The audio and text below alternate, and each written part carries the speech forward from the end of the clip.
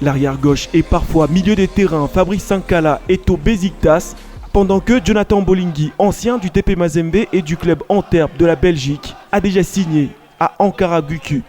Le plus récent, c'est Marcel Tisserand, qui a rejoint le club turc de Fenerbahçe pour 3 saisons et une option d'achat. Le ministre de la Défense congolaise, comme on le surnomme, vient de s'ajouter à une longue liste des léopards en Turquie, parmi lesquels on ne doit pas oublier Beni Kafobe au Trabzonspor ou les doyens Jérémy Bokila à Antalyaspor. Christian Luyendama est aussi sur cette liste, l'un de plus heureux d'entre tous avec le Galatasaray.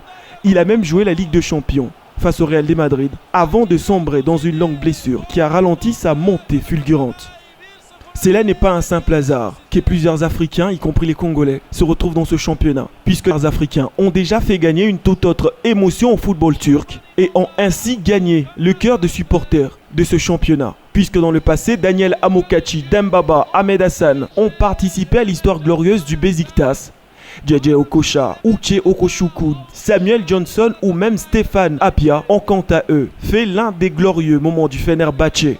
Au Galatasaray alors, Didier Drogba, Rigobert Song ou alors Shaban Inonda ont précédé au petit Luyendama pour écrire l'histoire du football turc. Un petit exemple, durant la saison 2017-2018, le but de la tête de Shaban Inonda avait apporté à l'équipe de Galatasaray le titre de champion turc après une longue lutte sans résultat lors d'un derby contre Fenerbahçe à la 32e semaine.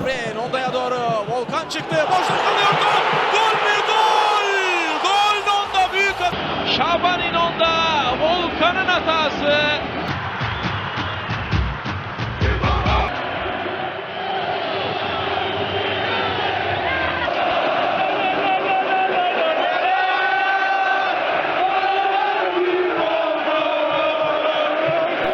Le brillant attaquant congolais, après le Stade Rennais, Monaco et l'AS Roma, avait décidé de finir alors son parcours en Turquie au sein du Galatasaray. Des grosses performances qui n'ont pas laissé indifférent le football turc, puisque les autorités du football de la Turquie, à partir de la saison 2010-2011, avaient décidé de donner l'autorisation de signer à 10 joueurs étrangers pour les clubs de ce championnat, avec l'autorisation de mettre 8 d'entre eux sur la feuille de match, 6 sur terrain et 2 sur les bancs de touche. Les Africains ont répondu mieux à cette invitation.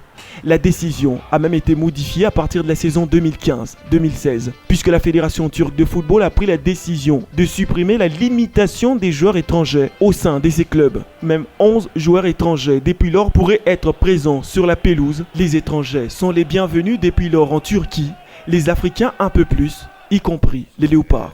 România care este la Euro